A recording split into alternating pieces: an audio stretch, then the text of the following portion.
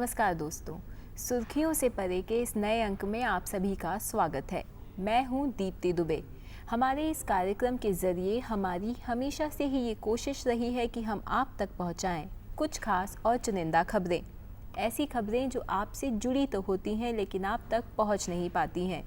खबरों की इस भीड़ में कहीं खो जाती हैं, रह जाती हैं सुर्खियाँ बनने से। और अपने आज के इस कार्यक्रम में हम आप सभी को ले चलेंगे दिल्ली फ़ोटो एग्जीबिशन में, जिसका आयोजन पिछले दिनों दिल्ली के इंडिया हैबिटेट सेंटर में हुआ था।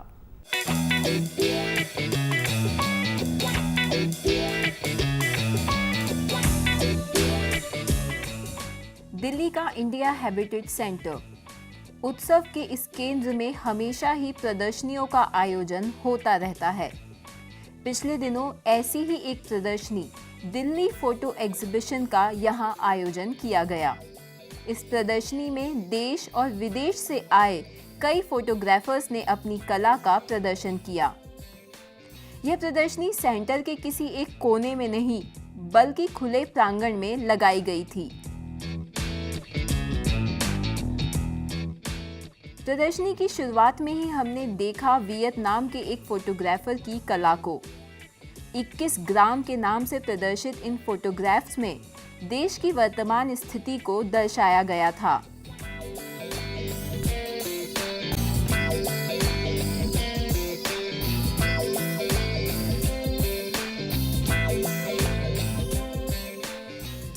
आगे बढ़ने पर प्रदर्शनी में चीन देश की कुछ तस्वीरों को द येलो रिवर के नाम से प्रदर्शित किया गया था।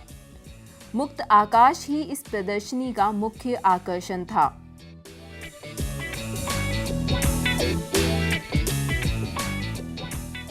इन्हीं तस्वीरों के बीच हमारी नजर पड़ी अमृतराज स्टीफन की तस्वीरों पर। अमृतराज पिछले 2 साल से कोडनकुलम में चल रहे विरोध को तस्वीरों में उतार रहे हैं। I'm from a small village called Kaval Kinnaru, which is close to Kanyakumari. I am a self-taught photographer, and my approach towards photography is social documentary, where I focus on human conditions and environmental related issues.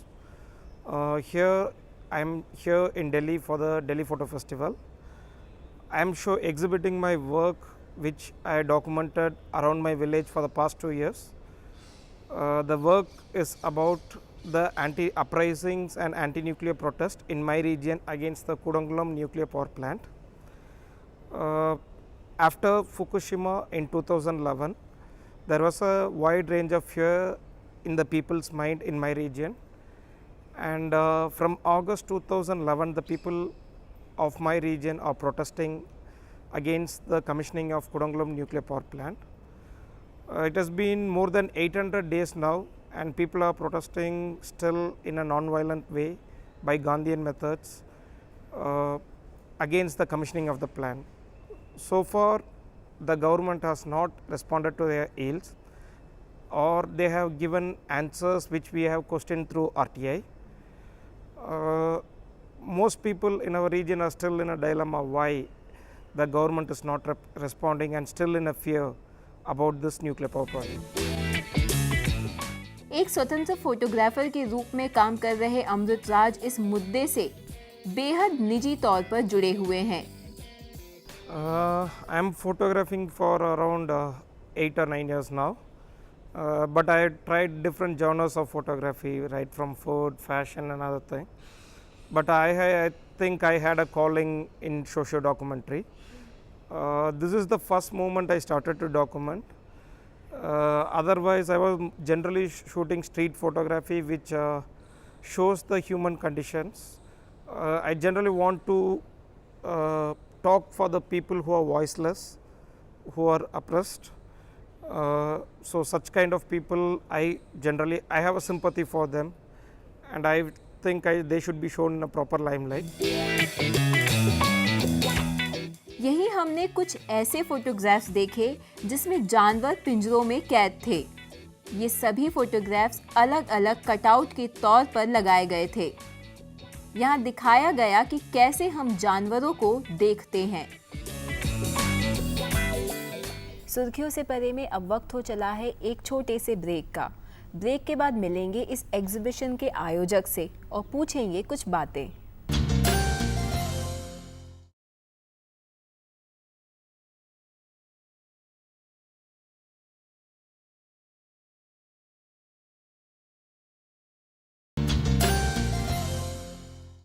Break के बाद आप सभी का एक बार फिर स्वागत है। सुर्खियों से परे के आज के इस अंक में हम आपको दिखा रहे हैं एक फ़ोटो एग्जीबिशन। आइए अब इसके आयोजक से कुछ बातें करते हैं, पूछते हैं कि इसकी शुरुआत कैसे हुई। इस दिल्ली फ़ोटो एग्जीबिशन में कई विदेशी फ़ोटोग्राफरों की नज़र से लोगों की परेशानियों को देखने का भी मौका मिला।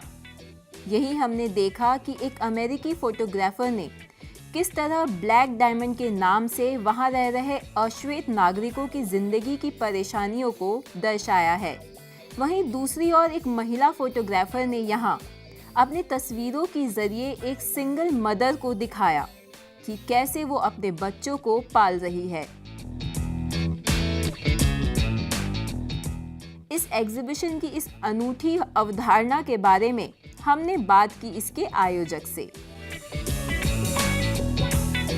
देखिए, ऐसा कि हमारी एक संस्था है नज़र फाउंडेशन, जो हम दो फोटोग्राफरों ने मिलकर बनाया है। एक तो मैं हूँ और दूसरे दिनेश खन्ना।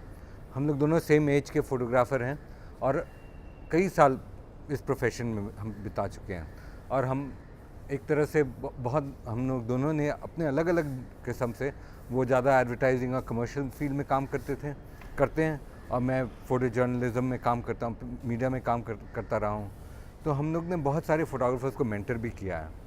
और एक तरफ पर आकर कई फ़ोटोग्राफर हमसे पूछते थे कि इंडिया में, हमारे देश में ये क्यों फ़ोटो फेस्टिवल नहीं है? सब जगह फ़ोटो फेस्टिवल होते हैं, हमारे यहाँ पर क्यों नहीं है?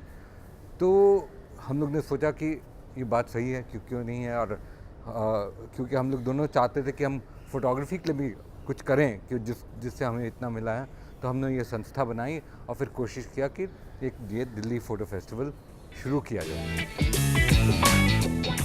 इस प्रदर्शनी में सबसे दिलचस्प था फोटोग्राफर्स का कम उम्र का होना। यहाँ प्रदर्शित अधिकतर फोटोग्राफर्स की उम्र 30 के आसपास ही थी। ऐसे में हमारे मन में ये सवाल भी उठा कि क्या इसके पीछे कोई विशेष वजह थी? ऐसा किया जाए कि नया काम या जो काम कम देखा गया हो वो दिखाया जाए, कि एक जो ना घिसा पिटा सब जो देखे में वो काम फिर से बार बार क्योंकि फोटोग्राफर फेमस है तो वो ना दिखाया जाए। हाँ, बार बार वो ना दिखाया जाए, क्योंकि वो उसे एक तरह की बोरियत होती है कि बार बार देखा हुआ है। तो हम लोग ने वो ट्राई किया। लेकिन दूसरी बात भी ये हुई कि हमारा पहला फेस्टिवल 2011 में था, ये दूसरा वाला है, तो हम एक तरह से अननोन थे। हाँ, तो जो एस्टैब्लिश फोटोग्राफर थे वो अपना काम देना नहीं चाहते थे इसमें। उन्होंने सोचा कि पता नहीं क्या होगा ये। हाँ, तो उस चलते हमारे पास ज़्यादातर जो नए फोटोग्राफर हैं, यंगर हैं, उन्होंने काम दिया। तो एक अच्छी बात हो गई। और हम चाहते हैं कि ये जो फेस्टिवल हो, ये एक कंटेम्प्रेरी फ़ोटोग्राफी की फेस्टिवल हो, जिसमें ज़्यादातर, या ये नहीं है कि यंगर लोग हों, ये बात नहीं है कि, लेकिन यंगर काम हो, नया काम हो। हाँ, और कुछ पुराने काम भी आएँ, लेकिन जो कि बहुत कम देखे गए हैं। हाँ, तो जैसे पहले एडिशन में रघु राय का काम रखा था, लेकिन वो काम था जो कि उनका एकदम नया काम था, जिस फेस्टिवल के पहले लोगों ने देखा ही नहीं था। हाँ, अभी इस बार प्रबुद्धक का काम हम देख रहे हैं, जो कि 1980 से जो यंगर फोटोग्राफर्स जो उनको एडमायर करते थे, उन्होंने कभी देखा नहीं है। तो एक तरह से वो बैलेंस है। हालांकि ऐसा नहीं है। इस प्रदर्शनी में स्थापित फोटोग्राफर्स की तस्वीरों को भी दिखाया गया। 90 के दशक में खींची गई ये दिलचस्प तस्वीरें किसे याद नहीं होंगी।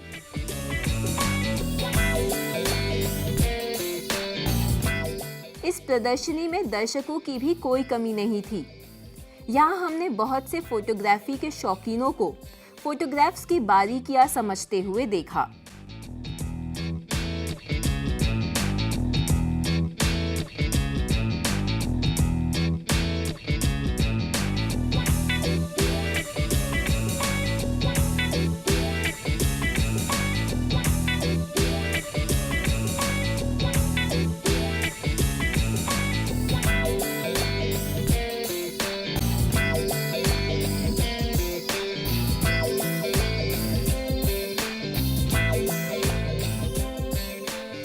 प्रदर्शनी के दौरान हम मिले विकी रॉय से। कुछ साल पहले अपने एक कार्यक्रम हौसलों की उड़ान के दौरान हम उनसे मिले थे। विकी दिल्ली की सड़कों पर पले बड़े हैं। अपनी मेहनत के दम पर आज वो एक उभरते हुए फोटोग्राफर हैं। विकी, इतने सालों बाद फिर मिल रहे हैं, क्या किया इस दौरान? हाँ, 2009 में मिले थे और उसके बाद 2013। सो 2009 में जब हम मिले थे तब मैं न्यूयॉर्क जा रहा था वर्ल्ड ट्रेड सेंटर का रिकन्स्ट्रक्शन शूट करने के लिए। उसके बाद आकर के मैंने उस शो को 2 जगह एग्जिबिट किया, Delhi, Mumbai Bodhi art, American centre Delhi. उसके बाद 2012 में मैंने एक फ़ोटोग्राफी शो किया अपना घर के नाम से, एंड 2013 में मेरी बुक आ गई है होम स्ट्रीट होम। ओके, क्या इसमें आपने मतलब कैसे क्या फोटोग्राफ्स है इसमें?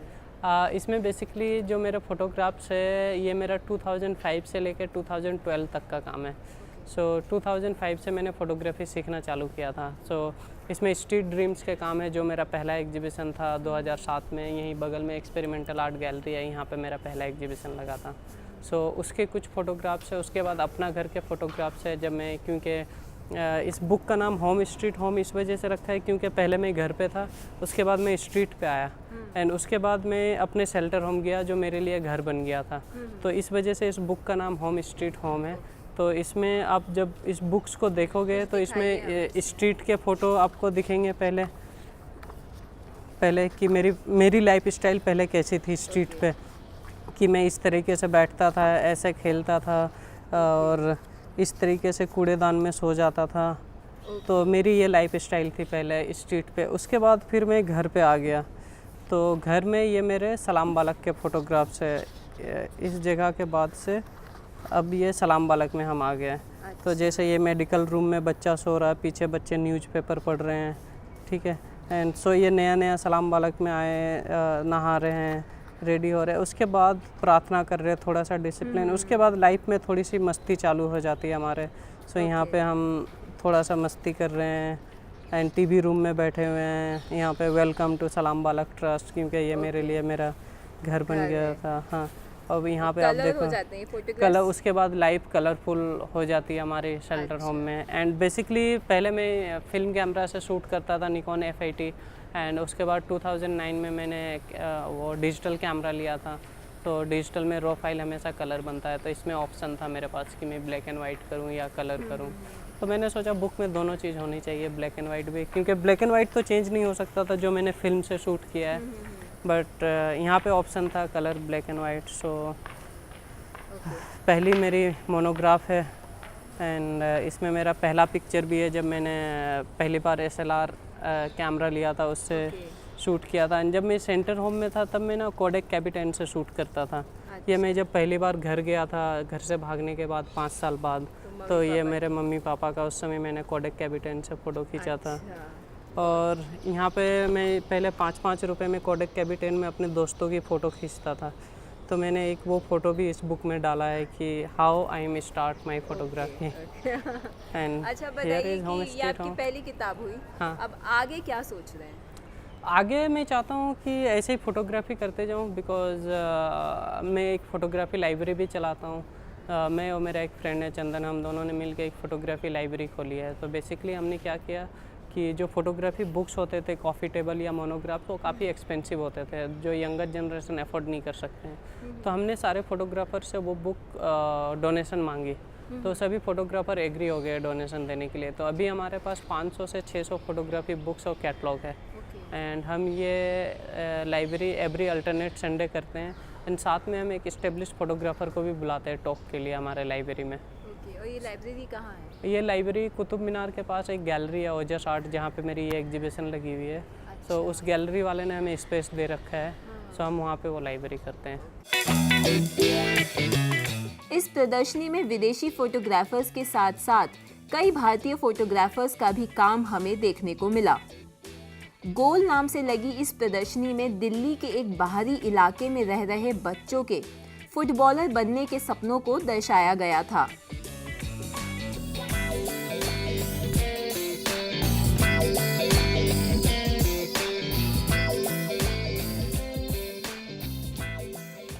फैंटम लेडी के नाम से फोटोग्राफर पुष्पमाला N ने अपनी फैंटेसी को दर्शाया।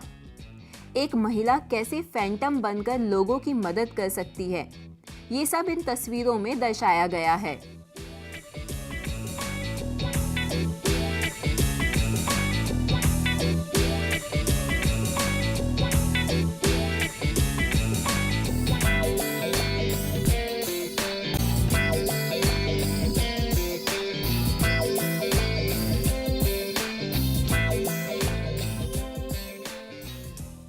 इसी प्रदर्शनी में एक डॉक्टर के नजरिए से कैंसर की बीमारी के अलग-अलग स्तरों को दर्शाया गया था।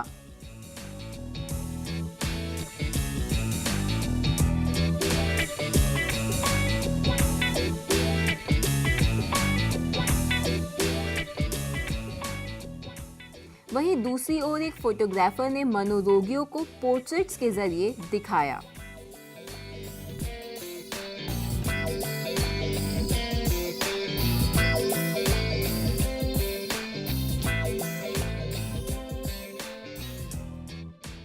इस प्रदर्शनी में बाहर लगे फोटोग्राफ्स के साथ ही एक इंडोर प्रदर्शनी भी लगाई गई थी।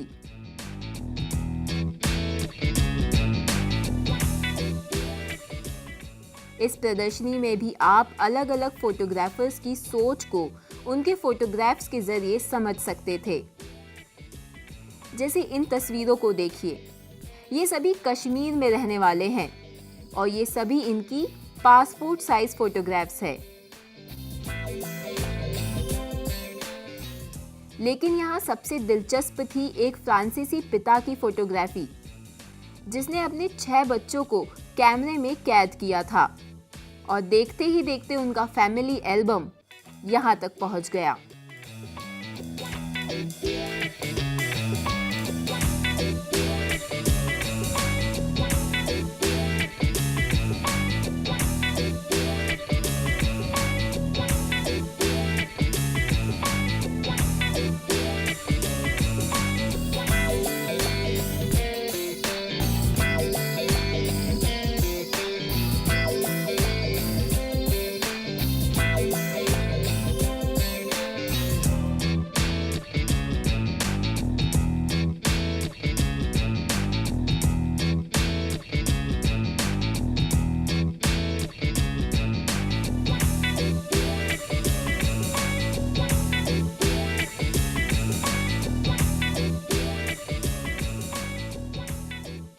इस प्रदर्शनी के जरिए लोगों ने देश और विदेश के कई अलग-अलग फोटोग्राफर्स के फोटो को देखा, साथ ही साथ इससे जुड़ी हुई परेशानियों को और उन देशों के मुद्दों को भी समझने की कोशिश की।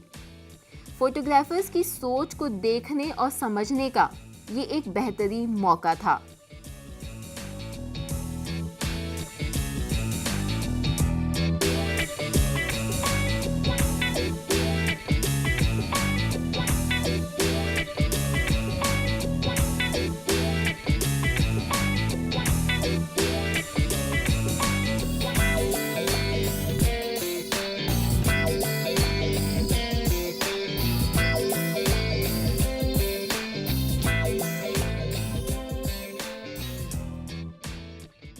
सुर्खियों से परे के आज के इस अंक में बस इतना ही।